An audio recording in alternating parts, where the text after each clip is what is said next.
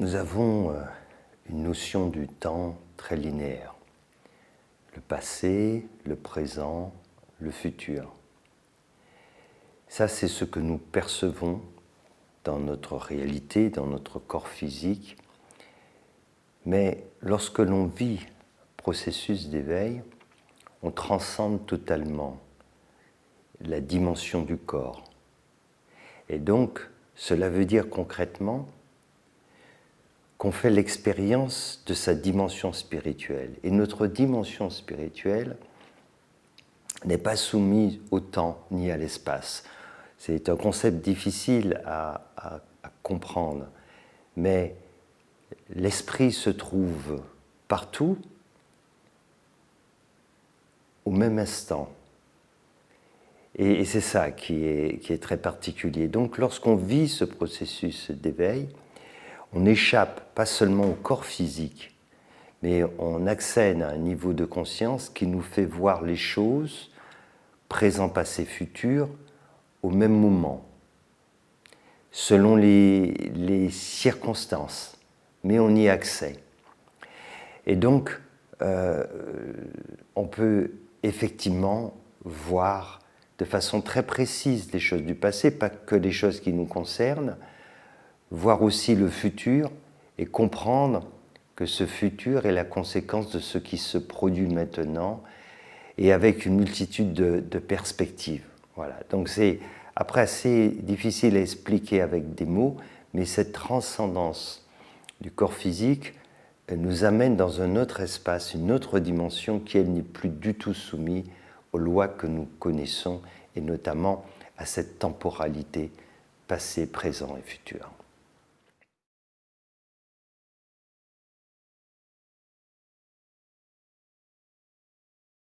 Oui, alors cette transcendance de notre nature ordinaire peut nous amener à cette dimension spirituelle, cette dimension de la conscience qui fait qu'à ce moment-là, on peut entrer en contact avec des êtres qui ne sont plus présents physiquement présents en tout cas depuis des siècles, voire des milliers d'années, et entrer vraiment en contact avec eux sans que ça soit de l'ordre du fantasme, ce qui n'est pas si simple à distinguer.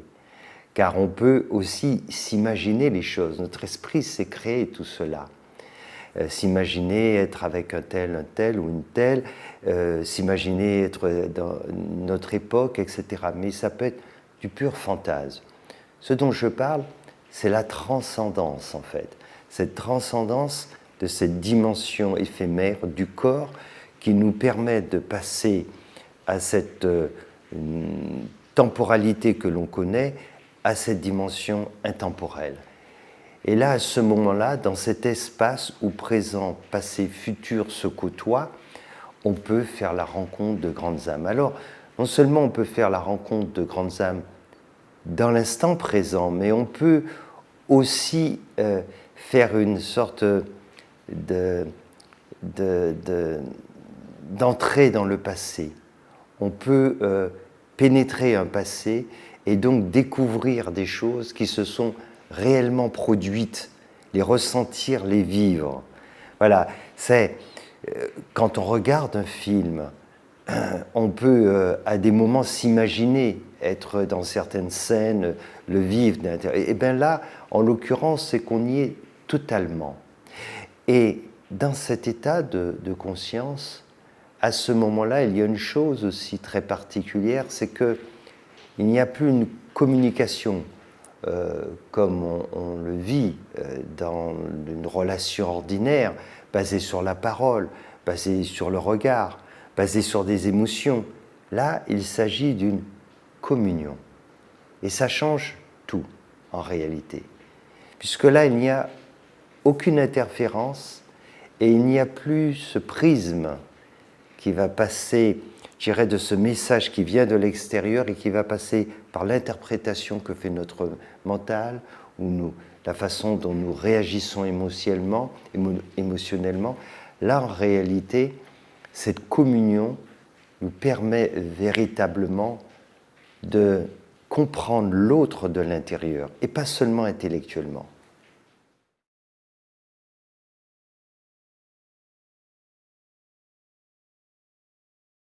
Pendant longtemps, je me suis interrogé, parce que c'était vraiment très troublant. Je n'avais aucune éducation religieuse, je ne savais même pas si Jésus avait vraiment existé, je pensais que c'était un personnage peut-être inventé pour créer une énième religion. Et dans mon cheminement spirituel, et après avoir vécu ce processus d'éveil, c'est une ouverture qui s'est faite. Ce n'est pas une prise de conscience, c'est un accès à un autre niveau de conscience qui m'a permis de savoir, de comprendre. C'est l'accès à un niveau de connaissance qui n'a plus rien à voir avec mes propres expériences, avec tout ce que j'ai pu accumuler comme savoir. Ça n'a rien à voir. Donc, j'ai compris. Et j'ai compris notamment une notion que je ne comprenais pas avant, c'est cette dimension du Christ. Car effectivement, le peu que j'en savais à travers les religions, c'est que Jésus seul pouvait s'appeler Jésus-Christ. Et donc, pour moi, c'était totalement lié, ce Christ était totalement lié à Jésus. Et ce que j'ai découvert, en réalité, c'est que ce Christ, c'est ce que Jésus nous envoyait comme message, c'est que ce Christ est en chacun de nous. Que veut dire le Christ? Le Christ veut dire cette dimension spirituelle qui est en nous, en chacune et en chacun de nous. Et cette dimension spirituelle, nous pouvons la révéler pleinement. Et c'est ce que nous a montré Jésus-Christ. Il a révélé parfaitement le Christ. Et c'est comme ça qu'il est passé de Jésus, un être déjà remarquable, à Jésus-Christ, un être devenu extraordinaire.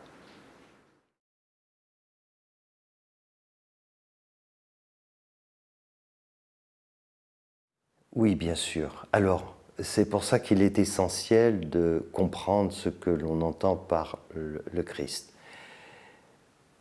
Le Christ tel que nous l'enseignait Jésus, et je crois qu'il a été très mal compris, perçu, c'est cette dimension spirituelle qui est en chacun de nous. Dans d'autres approches religieuses, on l'appelle autrement.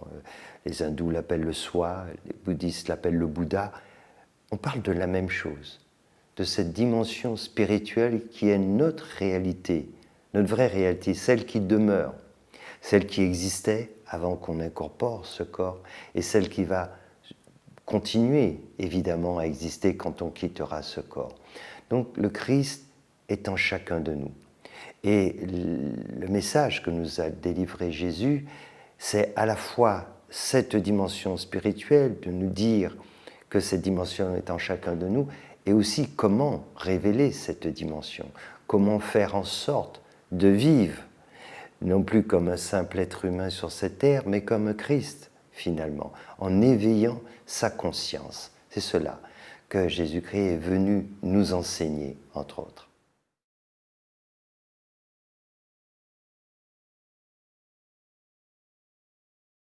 Pour bien comprendre le principe d'adombrement concernant Jésus-Christ, chaque être humain peut et doit un jour vivre l'éveil de sa conscience, donc la révélation de ce Christ intérieur. C'est cela, le Christ intérieur. Mais quand on parvient à cela, on a effectivement une vision totalement différente, puisque nous ne voyons plus les choses uniquement avec ce que nous montrent nos yeux. Nous les percevons à un niveau supérieur, à un autre stade de conscience. Donc c'est totalement différent. J'en ai parlé, cette vision du monde transcende le temps, et notamment le passé, le présent, le futur. Mais ce qu'a vécu Jésus est quelque chose encore de plus grand. C'est-à-dire qu'on appelle l'énergie christique. Cette énergie christique, c'est une expression du divin, de Dieu au plus haut niveau. Et donc, pour qu'elle puisse, elle, se manifester, c'est-à-dire adombrer un être, il faut que celui-ci parvienne à un très haut niveau et puisse éveiller sa propre conscience. C'est ce qui est arrivé à Jésus. Il a vécu ce processus d'éveil et étant prêt pour cela, étant venu pour cela, il a pu être adombré par cette conscience christique. Cette conscience christique, c'est un rayon de Dieu avec une particularité, pour faire simple, parce que c'est très difficile d'expliquer cela avec des mots, mais qui a, disons, une grande caractéristique qui est basée sur l'amour. Vraiment sur cette énergie d'amour. Et en fait, c'est pour ça qu'on l'appelle de cette façon, pour la distinguer d'autres rayons, pour dire les choses simplement. Et cette énergie christique, elle a pu adombrer Jésus, ce qui a permis de faire ces choses incroyables, ces miracles, ces enseignements, etc. Et faire ce pourquoi il était venu, c'est-à-dire lancer cette extraordinaire révolution planétaire, cette révolution du cœur, donc de l'amour.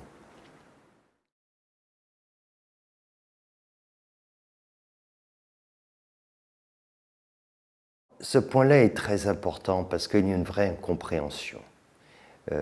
Et l'incompréhension se fait au niveau du mot amour. Et c'est pour ça que beaucoup de personnes ne comprennent pas et certaines même rejettent cette idée de pouvoir en toutes circonstances aimer son prochain et encore plus aimer son ennemi.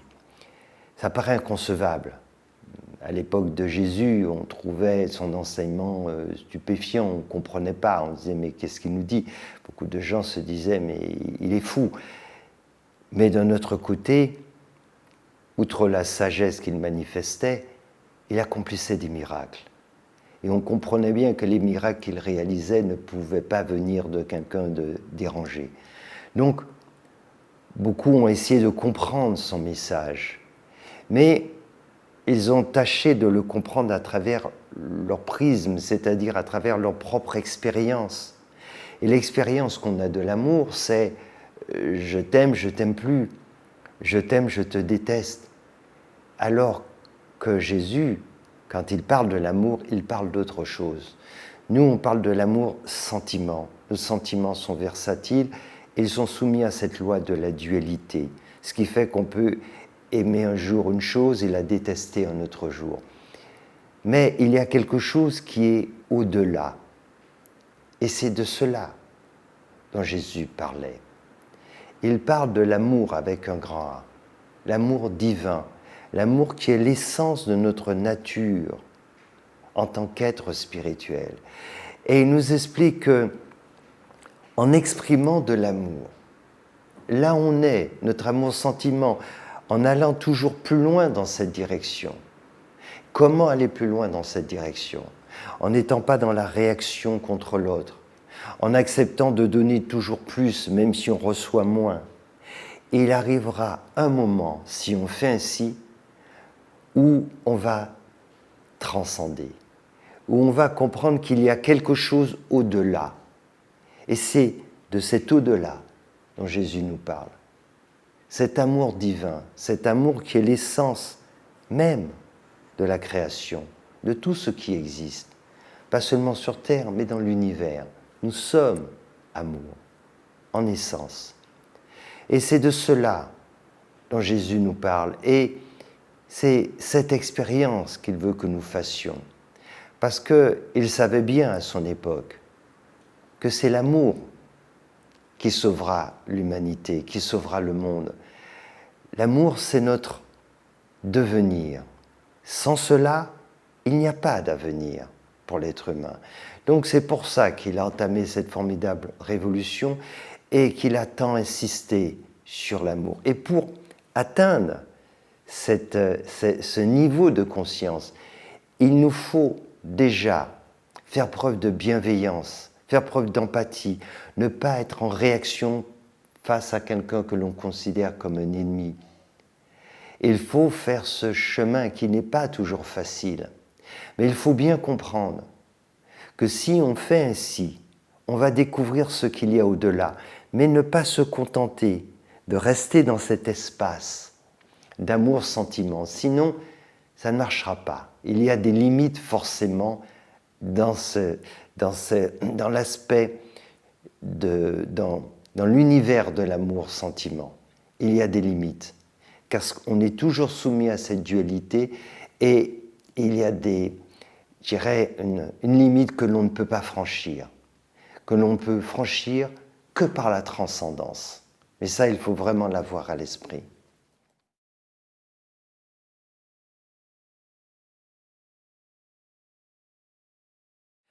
C'est bien pour ça que lorsqu'on se retrouve dans des situations extrêmes, on comprend que ce n'est pas possible. Voilà. On ne peut pas aimer, sentimentalement parlant, la personne qui nous veut le plus de mal, mais surtout qui nous a fait le plus de mal, à nous, à notre famille, etc. Ce n'est pas possible. Il est éventuellement possible d'arriver après 10 ans, 20 ans, 30 ans, 40 ans, de pardonner, éventuellement, mais ce n'est même pas sûr. Mais aimer cette personne, ce n'est pas possible. Et ça, c'est vraiment important de le comprendre, parce qu'il ne s'agit pas de cela. Mais pourtant, Jésus nous dit, il faut le faire.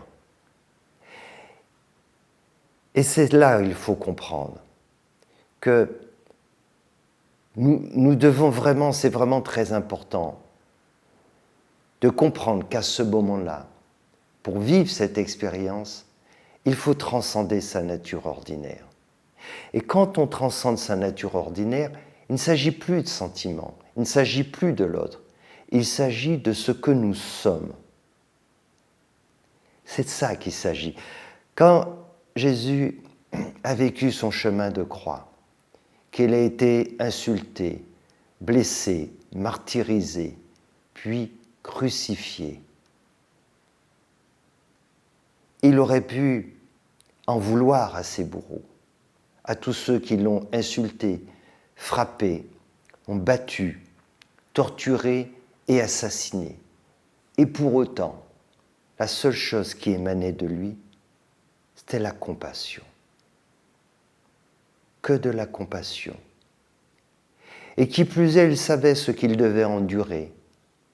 Et c'est par compassion qu'il est venu endurer cela pour délivrer cet extraordinaire message à l'humanité, pour dire à tout un chacun, cela, vous aussi, vous pouvez le dépasser, pour montrer que l'amour divin, l'amour inconditionnel, était au-delà. Et ça, c'est un message extraordinaire. Et c'est ce qui peut arriver à n'importe qui est brisé, martyrisé, qui va comprendre, pas intellectuellement, mais qui va le vivre, que tout cela n'affecte qu'un aspect de sa personne, mais que l'essentiel, sa réalité, n'est pas meurtri, n'est pas blessé, n'est pas violé, n'est pas tué. Mais que l'autre qui accomplit tout cela va endurer tellement de souffrances, quand le moment venu, et ce moment arrivera, où cette personne prendra conscience de cela. Et quand on le réalise dans l'instant, alors on est plein de compassion. C'est ainsi. Il ne s'agit pas de sentiments. C'est autre chose.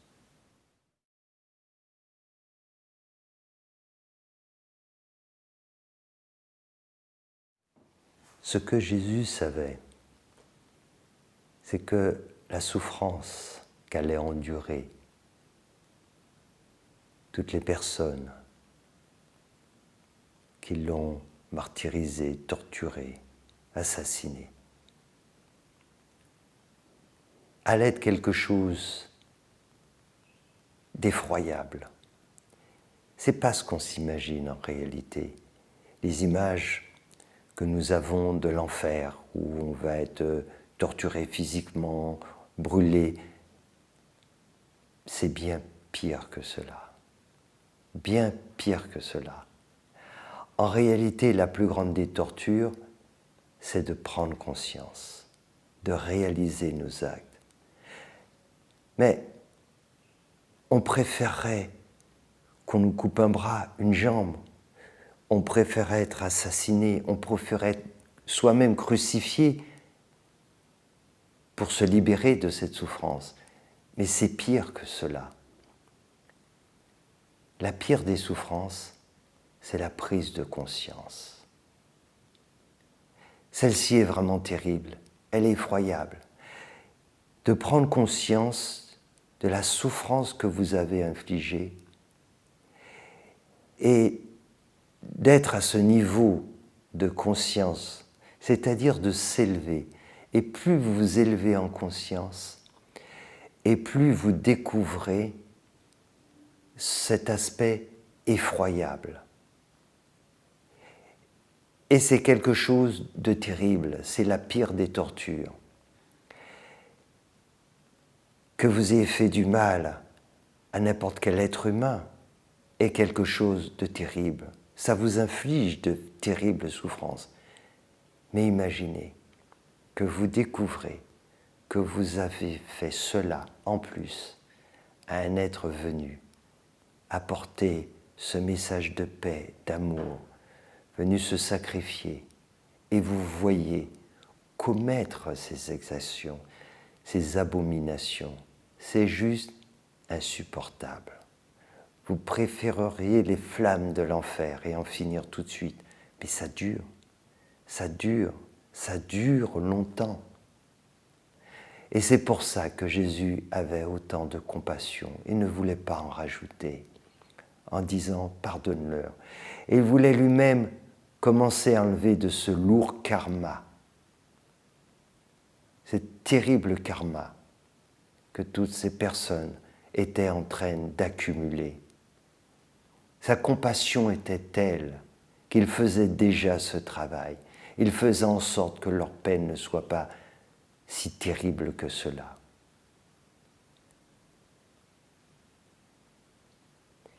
Voilà l'amour que Jésus est venu apporter et répandre dans ce monde.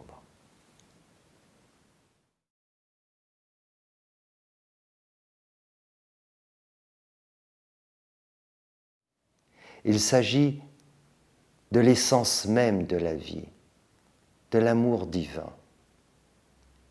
Et c'est cette expérience que Jésus souhaite que nous ayons tous.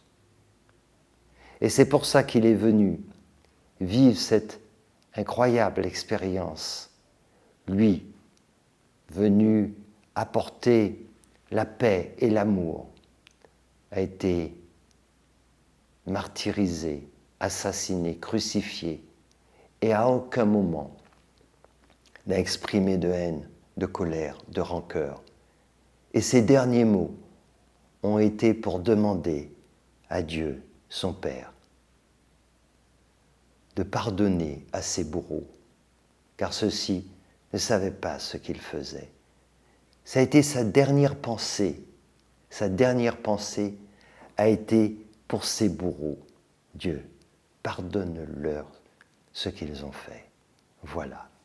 Voilà cet extraordinaire message que Jésus-Christ nous a délivré.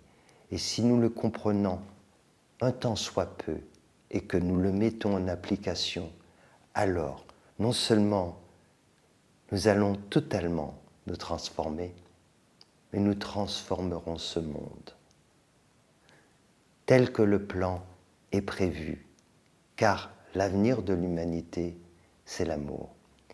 Et Jésus-Christ est venu lancer cette révolution extraordinaire il y a 2000 ans, et elle se poursuit. Et beaucoup d'autres personnes sont venues, d'autres êtres, pour poursuivre cette révolution depuis déjà plusieurs siècles et accélérer ce processus à notre époque particulièrement troublée, une époque particulièrement difficile. Et nous sommes venus justement pour poursuivre cette extraordinaire révolution, parce qu'au final, c'est l'amour qui vaincra.